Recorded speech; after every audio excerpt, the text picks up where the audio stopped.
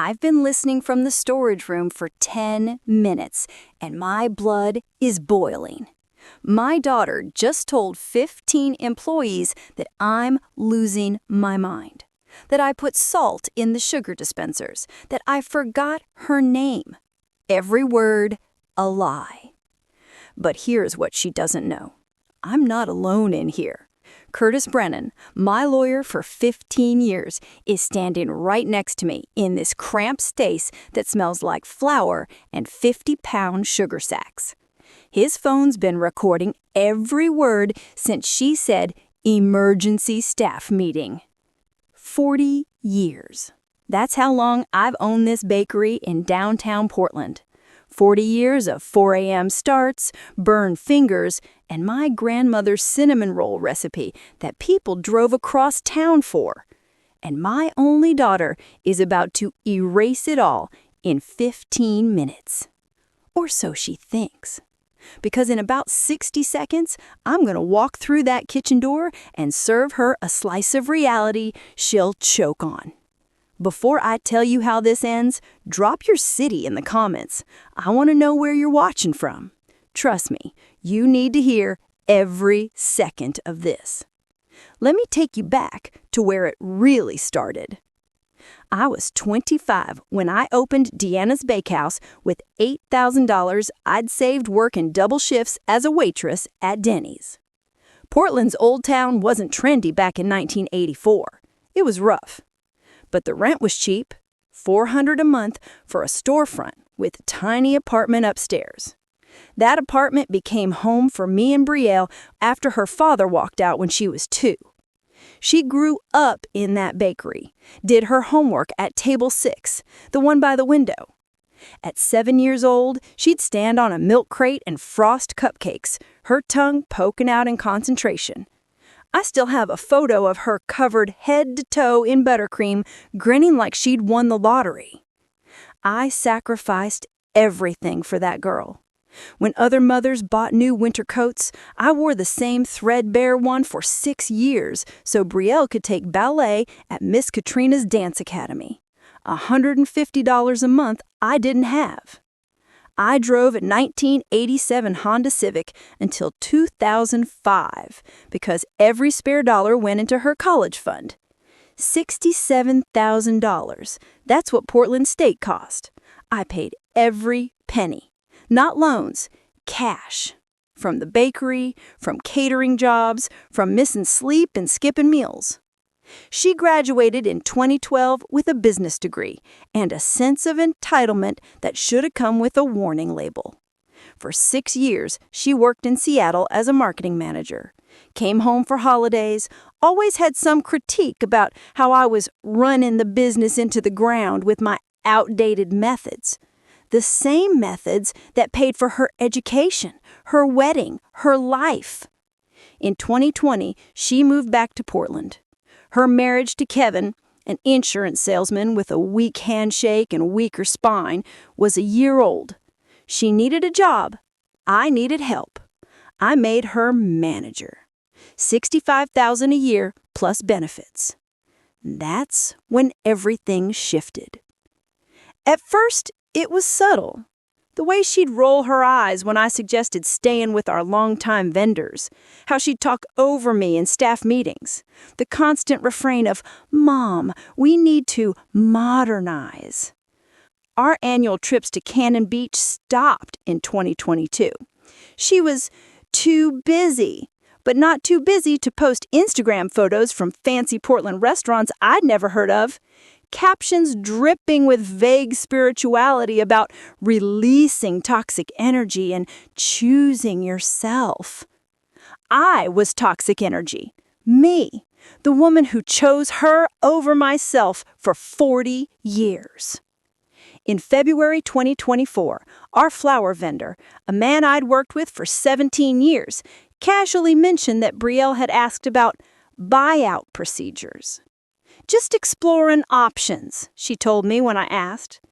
In March, Marcus, my head baker who'd been with me for 15 years, pulled me aside. His face was troubled. "Brielle asked me what I'd do if you weren't here anymore." Weird question, right? I laughed it off. She's just being proactive, I told myself, planning for the future.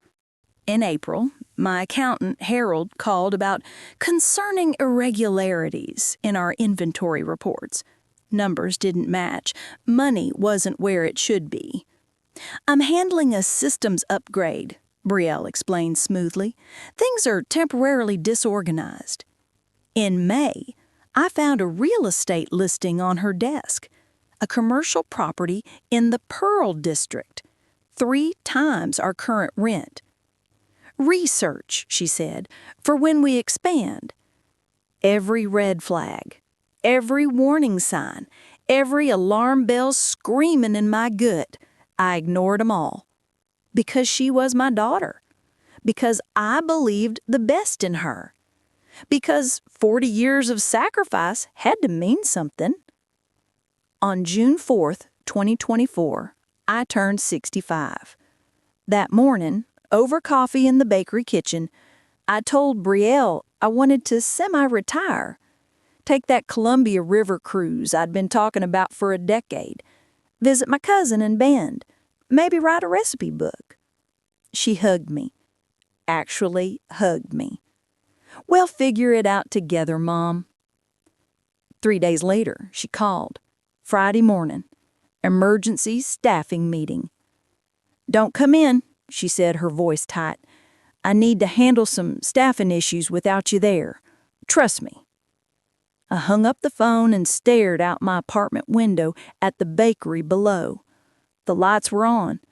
Brielle was in the office, door closed, phone pressed to her ear. Something in my gut twisted. In 40 years, I'd never missed a staff meeting, not one. I picked up my phone and dialed Curtis Brennan. I need you Friday morning at 6 a.m. in the storage room. Bring your phone and recording equipment. What's happening, Deanna? I watched Brielle through the window, laughing at something on her screen. I think my daughter's about to steal my business, and I want every word on record. Friday morning, 5:47 a.m. I parked in the back alley. The June air was cool, carrying the smell of the Willamette River 2 blocks away. Portland was still asleep, but my heart was hammering like I'd run a marathon.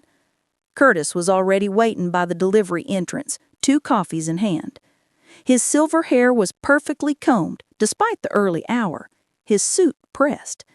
He looked like what he was, a lawyer who'd seen everything and wasn't easily shocked.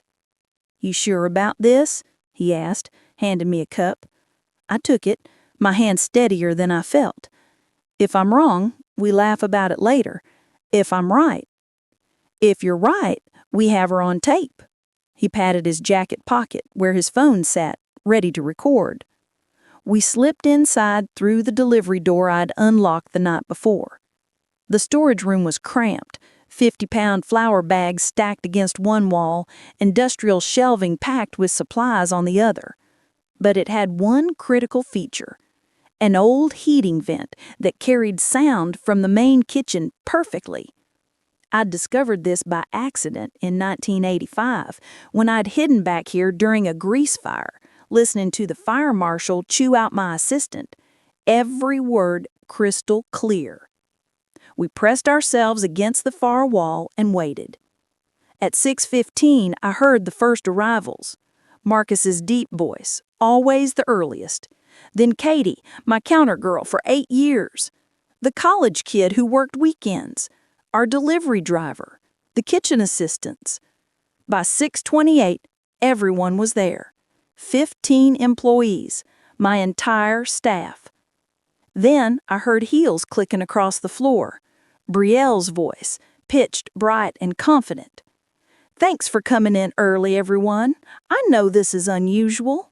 Curtis pulled out his phone, opened the recording app, and pressed record.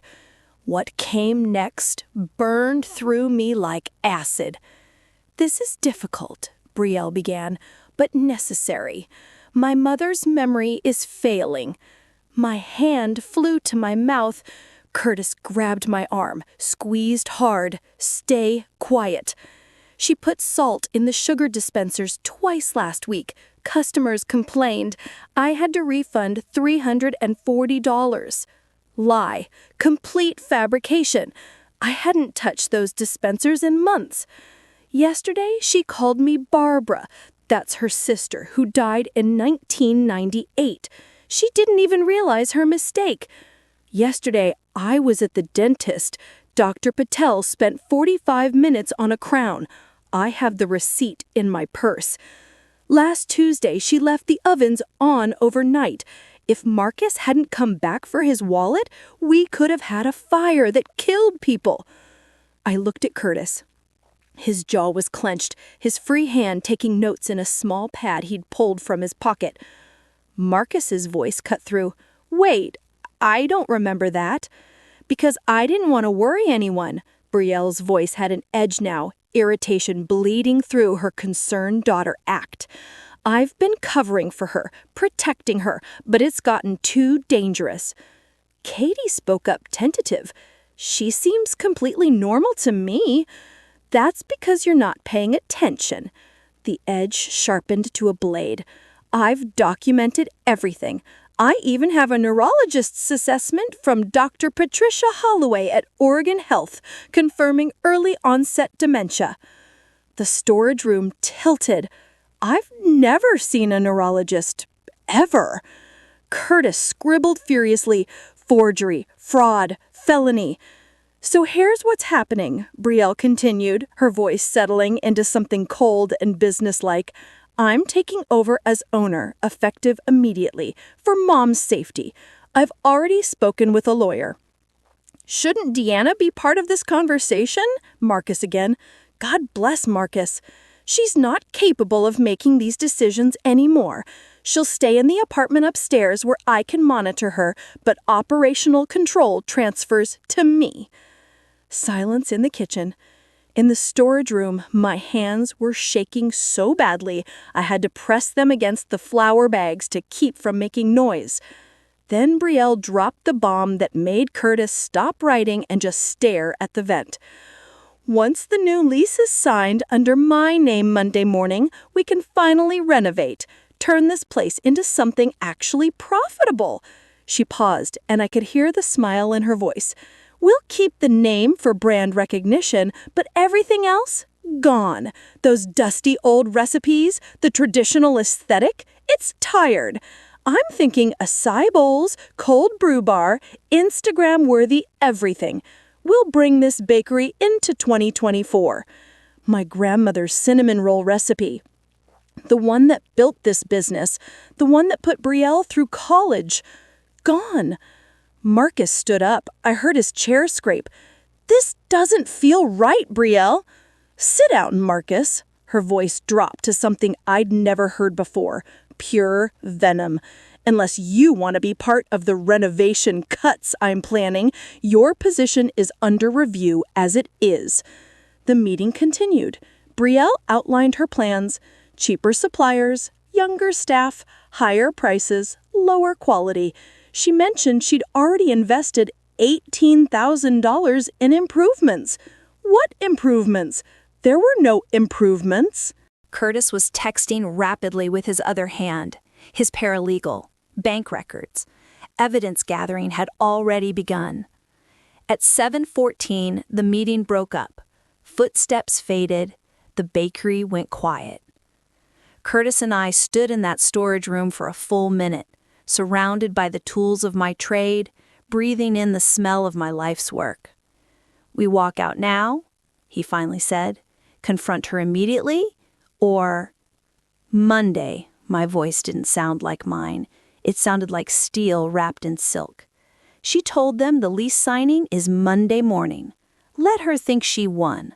Let her think I'm upstairs, confused and compliant. Curtis looked at me for a long moment. Then he smiled. It wasn't a nice smile. Let's give her enough rope to hang herself.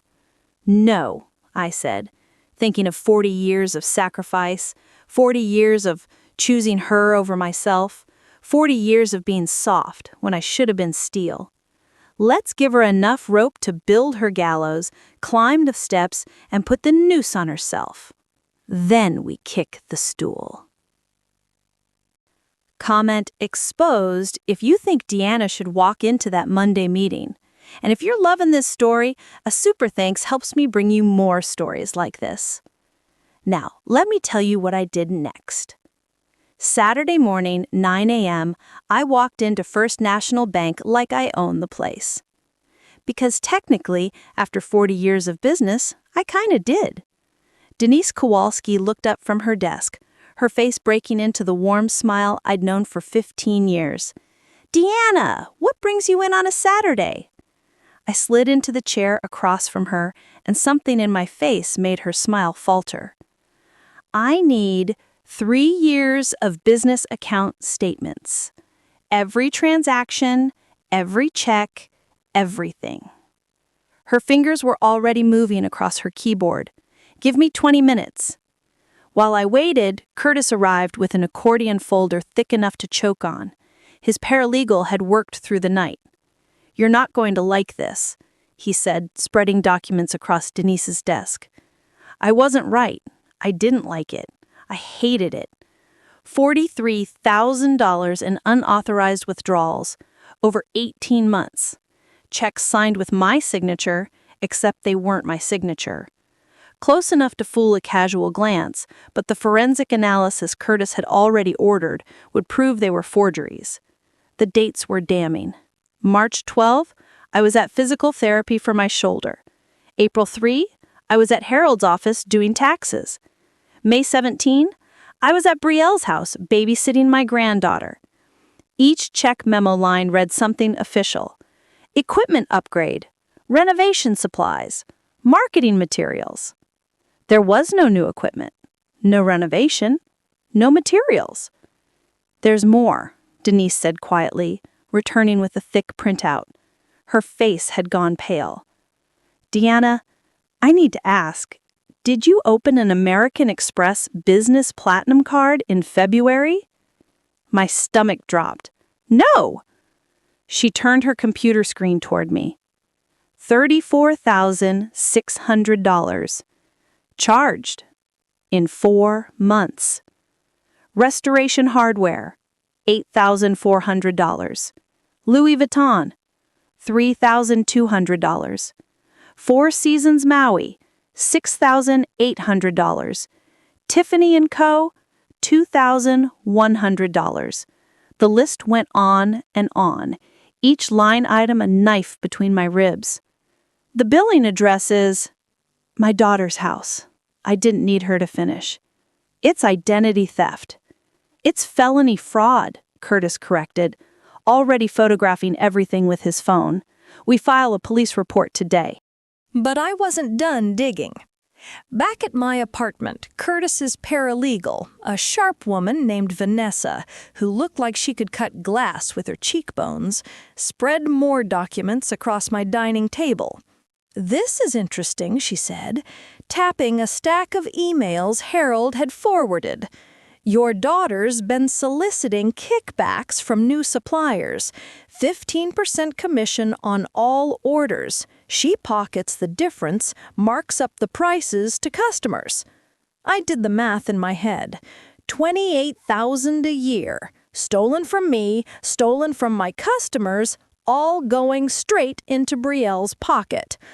And this, Vanessa pulled out corporate filing papers. She created an LLC in April, Deanna's Bakehouse LLC. Officers listed: Brielle Lawson, CEO, Kevin Hammond, CFO.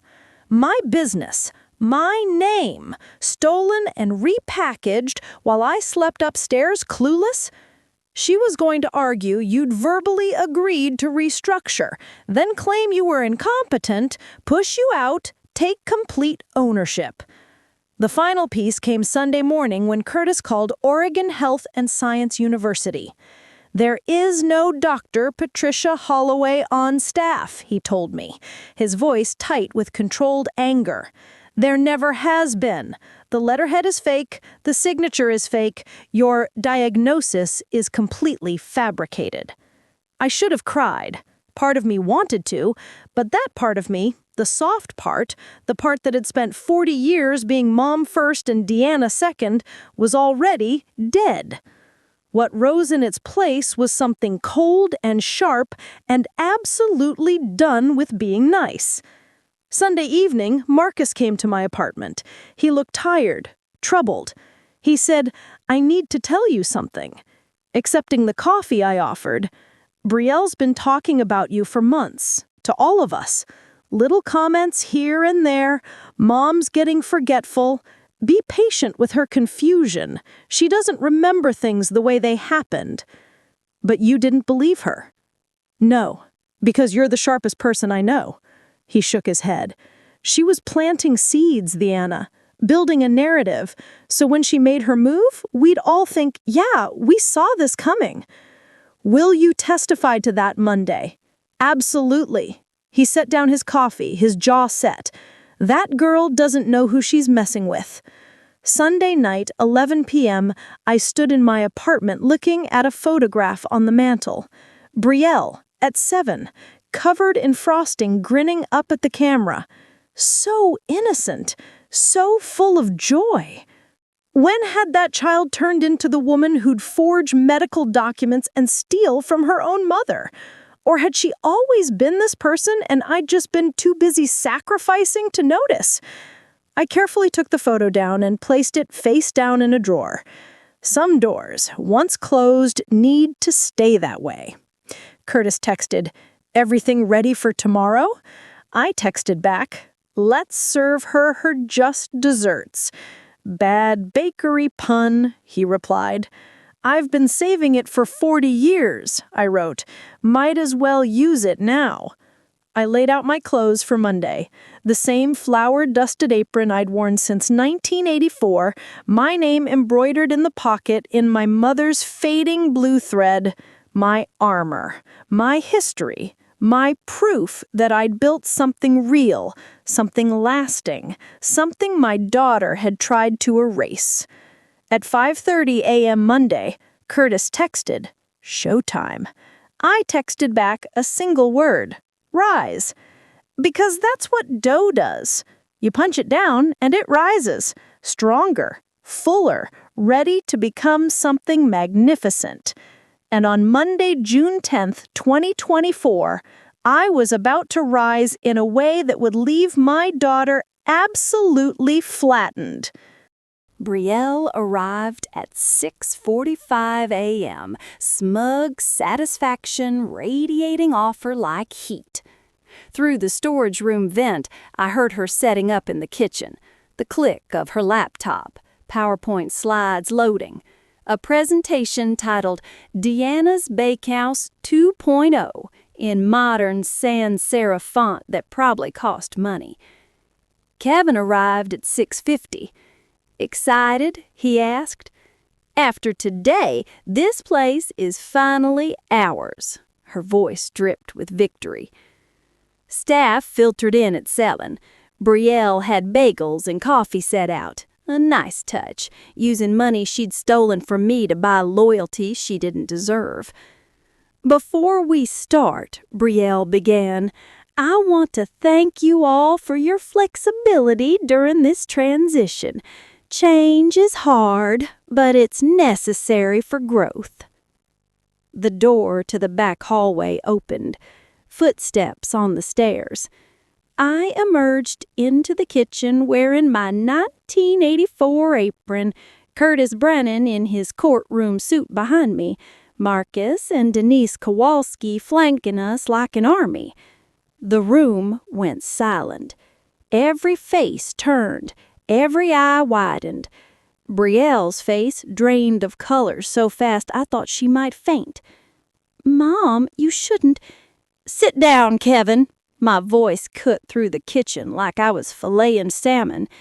Kevin, halfway out of his chair, froze and sat back down. I walked to the front of the room and stood next to her ridiculous PowerPoint. Acai bowls, cold brew bars, minimalist de-resigns that erased every ounce of history. "I want to tell everyone a story about Friday morning. "Mom, let's talk privately." "No, we're done with private." I nodded to Curtis. "Play the recording." He pulled out a Bluetooth speaker, came prepared, my Curtis, and connected his phone. Brielle's voice filled the bakery, crystal clear and damning. "My mother's memory is failing. She put salt in the sugar dispensers. She called me Barbara. She left the ovens on overnight." Katie gasped. Marcus's jaw clenched. The younger employees looked horrified. The recording continued. "Get rid of Grandma's dusty old recipes. Acai bowls, Instagram-worthy, bring this bakery into 2024. When it finished, the silence was deafening. "That's taken out of context," Brielle started. "The context is that you lied to my staff about me while I stood in the storage room listening. Curtis, the evidence, please."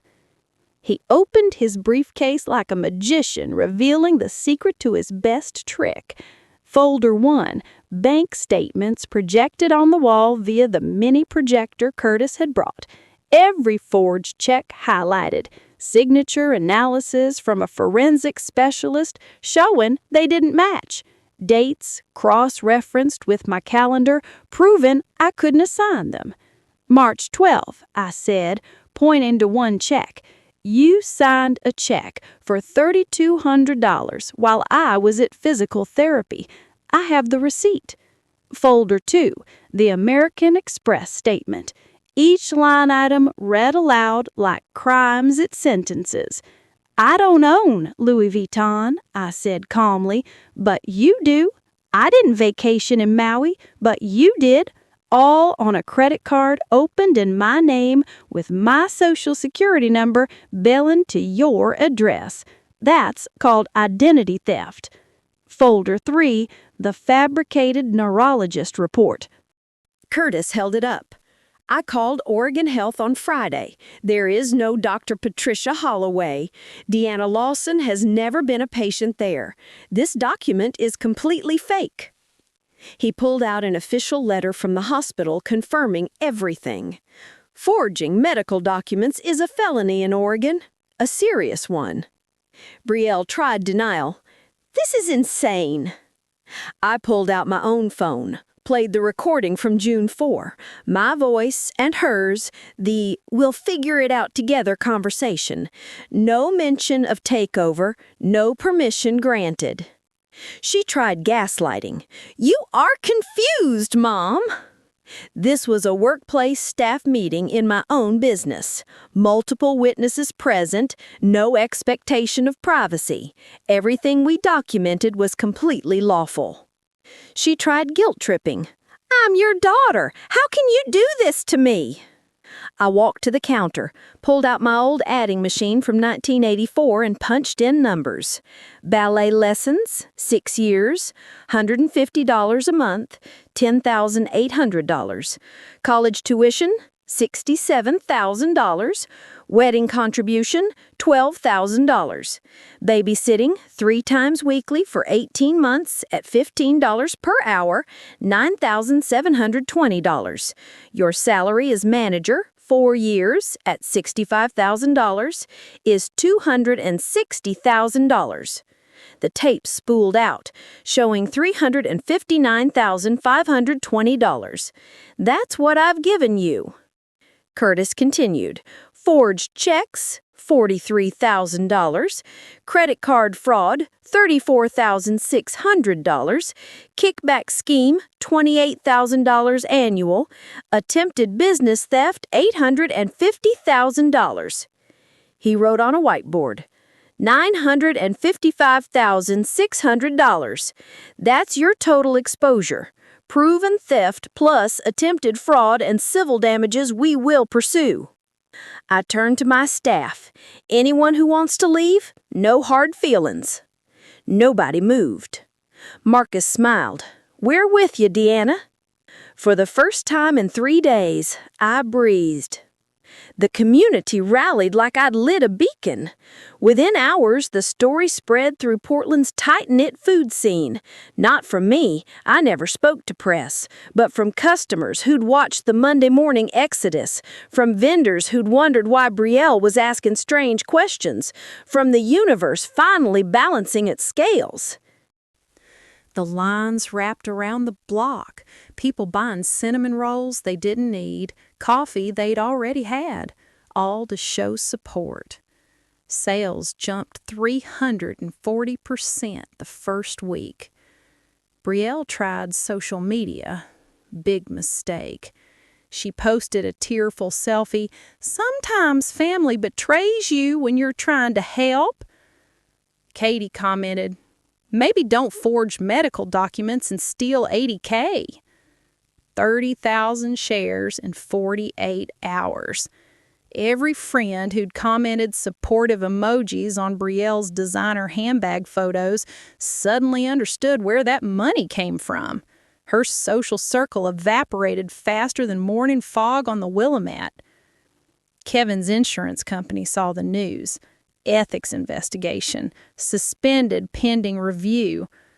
By week 2, he'd moved back in with his parents, and Brielle was sleeping in their guest room, facing down a marriage crumbling as fast as her scheme had. Curtis sent the demand letter, $80,000 total restitution, covering the actual stolen funds plus legal fees. $2,222 monthly for 36 months, written public apology, 5-year restraining order, and forfeiture of any inheritance claim. Brielle hired a public defender, couldn't afford private, and tried to negotiate. $500 monthly is all I can do. Then we proceed with criminal charges, Curtis replied. She signed the agreement in week 4. The public apology ran in the Portland Mercury on July 15th. I, Brielle Lawson Hammond, apologize to my mother, Deanna Lawson, owner of Deanna's Bakehouse. I engaged in financial fraud, identity theft, and forgery in an attempt to take over her business. I made false claims about her mental health. I am deeply sorry. Reading it should have felt satisfying. Instead, it felt like closure on a chapter I never wanted to write. 6 months later, everything changed. Marcus became assistant manager at $80,000 a year. I introduced resilience rolls, cinnamon rolls with extra glaze, proceeds going to elder abuse prevention. We raised $23,000 in 6 months. I took that Columbia River cruise solo, loved every minute of it. I redecorated my apartment, erasing every trace of Brielle. New furniture and colors I actually liked, not colors she'd told me were more modern. I started Second Bloom coffee meetups every month at the bakery, a safe space for people who'd survived family betrayal. 15 to 20 people showed up each time, and their stories healed something in me I didn't know was broken. Food and Wine magazine featured me in October, the baker who saved herself. And I started dating. Frank, a retired high school teacher I met at the farmer's market, had kind eyes and actually listened when I talked. We took it slow. It felt right. 1 year later, Sunday, June 15th, 2025, I opened the bakery at 6 a.m. for our Sunday cinnamon roll tradition. The line was already forming.